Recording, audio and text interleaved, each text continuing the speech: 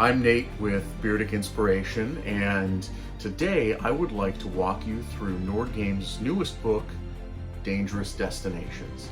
And not only look at the book with you, but also go through the tables and roll up a fantastically dangerous place that our adventurers might experience on a quest.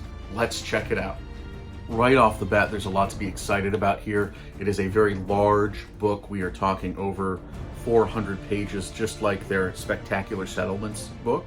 And there are quite a few options in here.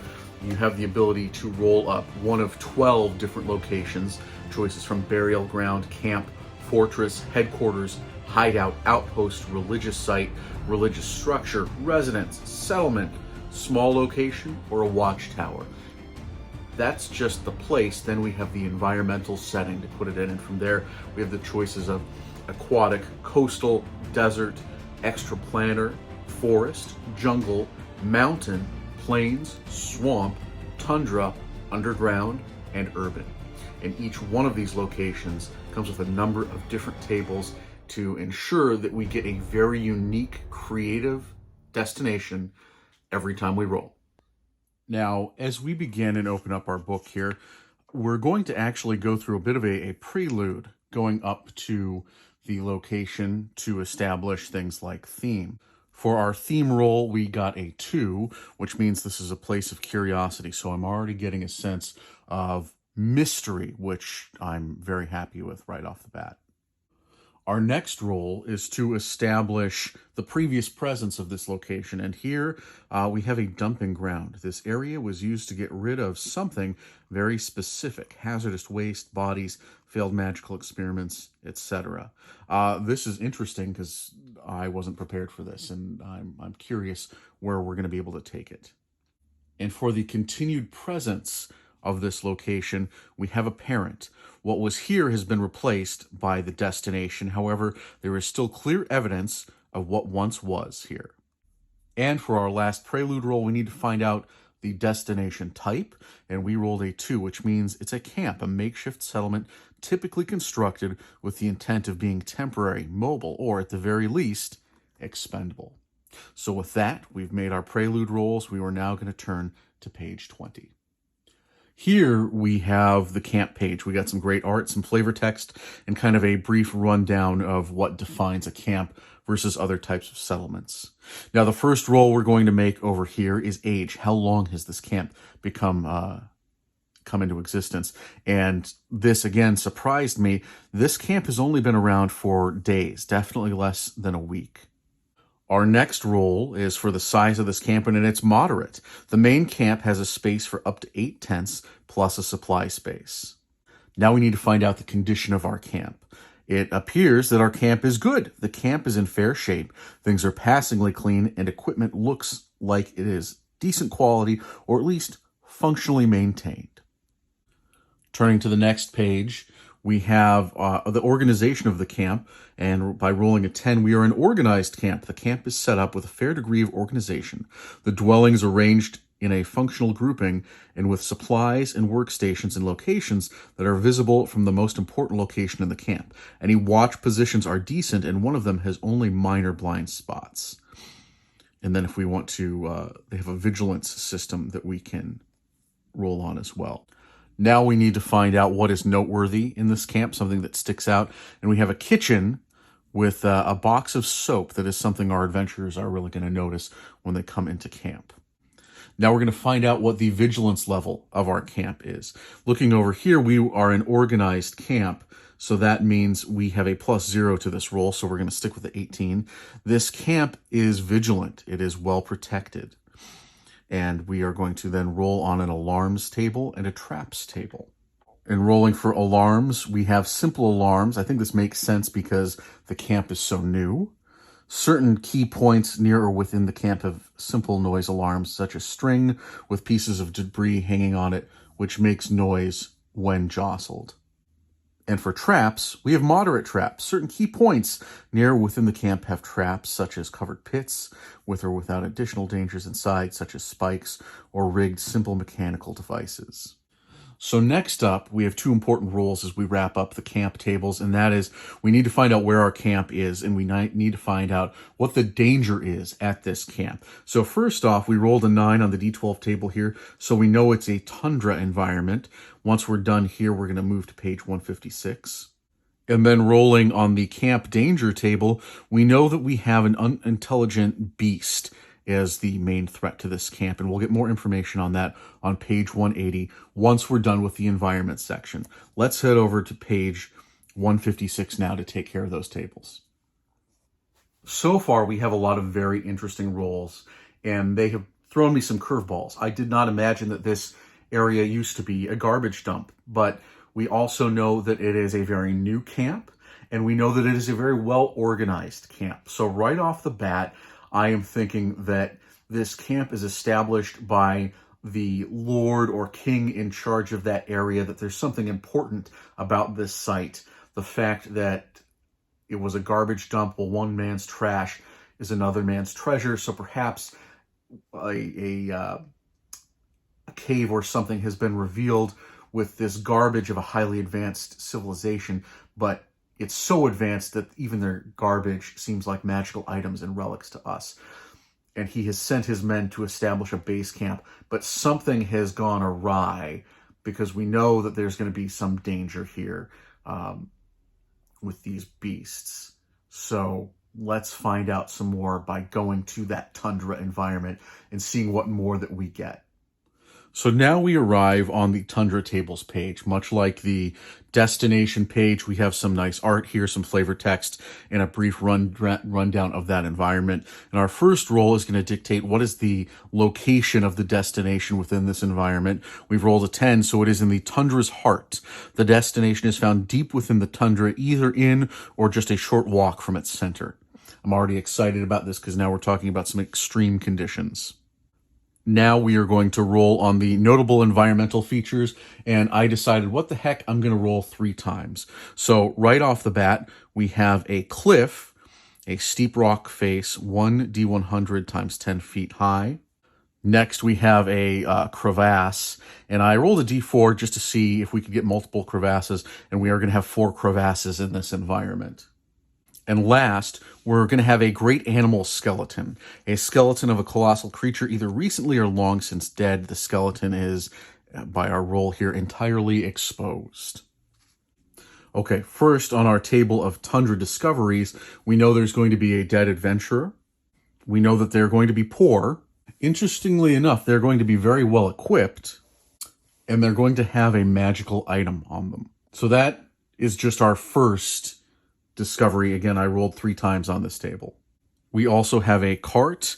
A cart of a traveling merchant is broken down nearby, but it's secluded, buried, or otherwise obscured. It shows signs of having been here for a long time, but the contents of the wagon are in new or unused condition. The wagon is completely stocked with the kinds of items one might find at most general goods stores. And lastly, there's going to be a sign post nearby, but by our roll on this D6, we know it is going to be a trick. Next, we're going to roll on the destination terrain table, and I rolled a 6, which means this is going to be caves. The destination is near a system of caves, inhabited or abandoned. There may be one entrance, or many. If many, these could be separate and spread throughout the system, or they could be clustered together, creating a honeycomb effect. I kind of like the idea of maybe a couple small clusters, and since there's nothing more on that, I'm going to leave that up to my decision and do that.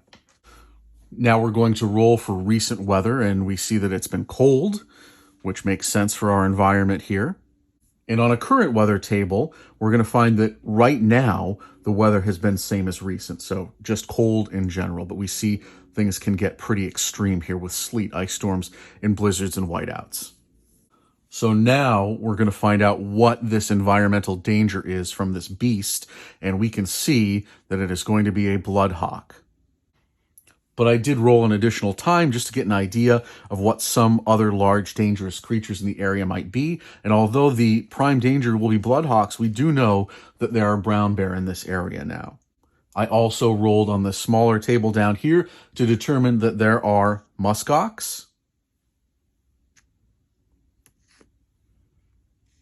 and fox. Now we're at the last stage of things. Now that we have our beast threat, we are now going to turn to page 180 and get that last bit of information. So jumping right into our beasts and monsters tables here, we start out by looking at what the state of the creatures are, these bloodhawks, and we know by our roll here that they are confused. We also know by this die roll over here that these are not the same as the normal bloodhawks our adventurers are aware of. There is something special about them. The creature is different from its kin in a significant way, either physically, mentally, or behaviorally. It may enjoy and be motivated by something atypical. When compared to its kin, the difference should be obvious.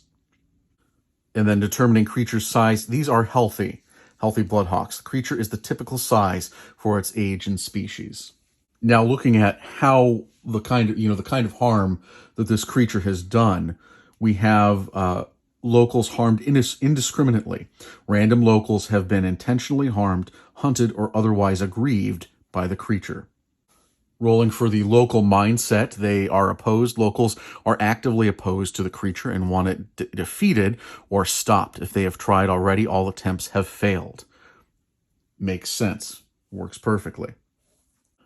In determining our creature's schedule, we find out our creature, these bloodhawks, are nocturnal. The creature is active at night, whether or not it would be typical. I'll have to look at bloodhawks, but maybe that's what makes these bloodhawks different than the others.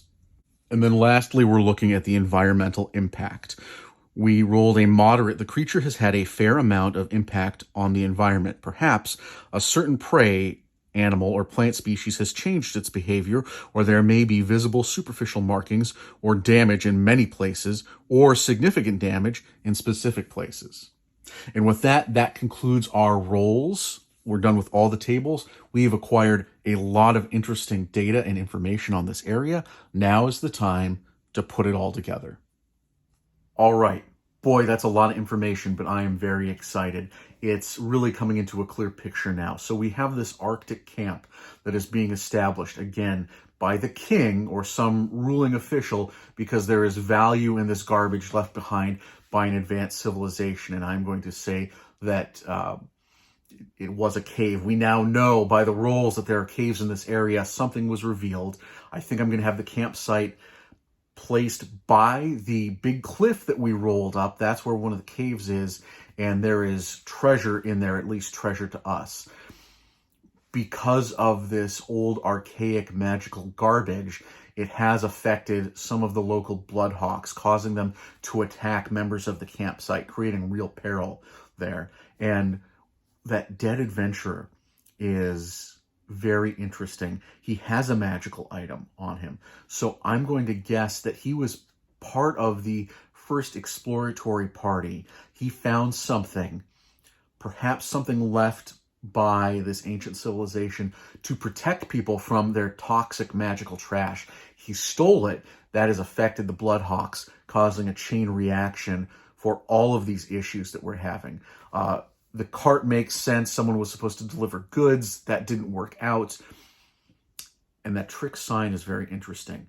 I'm going to say that there is some sort of faction at play that is trying to mislead our adventurers. Why? I don't know. But I think I do have a clear idea of this environment, the story behind it, and how I'm going to put together all this data in a condensed fashion, and something that's going to be visually helpful for me that I can use with my players. So let me show you that right now. So like I said, we have a whole lot of notes, a whole lot of data, and I have turned that data into Camp Frostblight. We have a small camp settlement here sent by the king's men to explore this cave that has recently opened up, revealing a vast wealth of treasure from an ancient civilization.